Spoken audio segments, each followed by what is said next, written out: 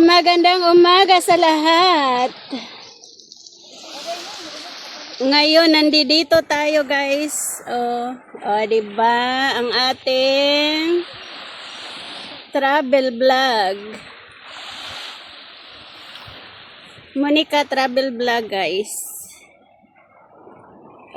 Mga pisa mi.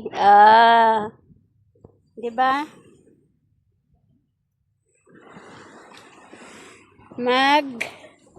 Ihaw tayo ng isda guys.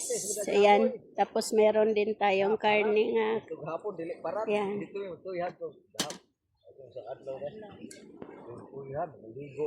Dito tayo ngayon. Standby tayo.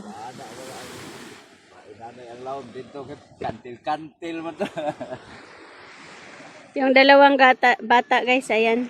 Naligo na sila. Nag-enjoy na naman sila sa dagat.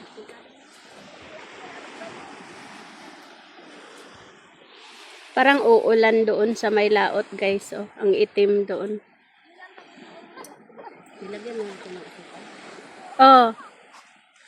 Ayan.